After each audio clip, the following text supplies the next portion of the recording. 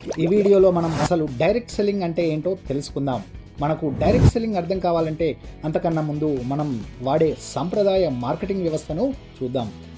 ఈ వ్యవస్థలో ఒక ప్రోడక్ట్ కంపెనీలో తయారై డిస్ట్రిబ్యూటర్స్కి, అక్కడి నుంచి హోల్సేలర్స్కి, అక్కడి నుంచి రిటైలర్స్ ఆర్ సూపర్ మార్కెట్స్కి వస్తుంది. అక్కడి నుంచి మనం అంటే కస్టమర్స్ తీసుకుంటాం. ఈ ప్రాసెస్లో 30 రూపాయలకి తయారైన ఒక ప్రోడక్ట్ మన దగ్గరకు చేరేసరికి 100 రూపాయలు అవుతుంది.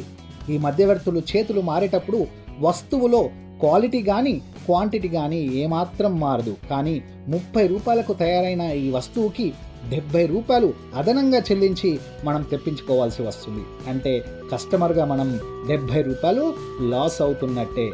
ఇక్కడే డైరెక్ట్ సెల్లింగ్ యొక్క ప్రాముఖ్యత కనిపిస్తుంది.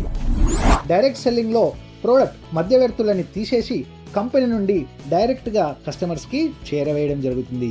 మధ్యవర్తులకి యాడ్స్లో నటించే హీరో హీరోయిన్స్కి ఇవ్వవలసిన ఆ 70% ఆదాయాన్ని ఇప్పుడు ఈ డైరెక్ట్ సెల్లింగ్ కంపెనీస్ కస్టమర్స్కే అందిస్తాయి.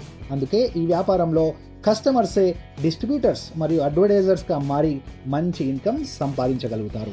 మనం చేయవలసిందల్లా కస్టమర్స్ యొక్క నెట్వర్క్ని తయారు చేసుకోవడమే. నెట్వర్క్ యొక్క శక్తి అర్థం కావాలంటే ఈ ఒక్క చిన్న ఎగ్జాంపుల్ని చూద్దాం. ఎయిర్టెల్కి మన ఇండియాలో 10 కోట్లకి పైగా కస్టమర్స్ ఉన్నారనుకుందాం. ఒక్కొక్కరు నెలకి 300 రూపాయలు రీఛార్జ్ చేసినా అందులో ఒక్కొక్కరి నుంచి 50 రూపాయలు కంపెనీ ఓనర్కి లాభం వచ్చినా ఒక నెల వాళ్ళ పూర్తి లాభం 500 కోట్ల రూపాయలు ఫ్రెండ్స్. ఇది నెట్వర్క్కి ఉన్న శక్తి.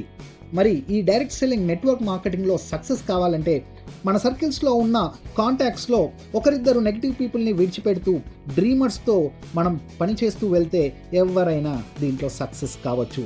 ఎంతోమంది ఆల్రెడీ వాళ్ళ కాంటాక్ట్స్తో ఫేస్బుక్, వాట్సాప్లతో వాళ్ళ బిజినెస్ని ముందుకు తీసుకుపోతున్నారు. నెలకు 10,000 నుంచి 20,000 కూడా సంపాదించలేని కామన్ పీపుల్ ఈ వ్యాపార అవకాశం ద్వారా బిజినెస్ పీపుల్ అయి నెలకు 1,00,000 నుంచి 2 లక్షలకు పైగా తీసుకుంటున్నారంటే వాళ్ళ లైఫ్లో సక్సెస్, మనీ, పేరు ప్రతిష్టలు, ఫారిన్ ట్రిప్స్, కార్స్ మరియు పెద్ద పెద్ద ఇల్లులు సాధించుకోగలుగుతున్నారు. మరి ఈ రంగాన్ని ప్రభుత్వం 2016లోనే గుర్తించి చట్టం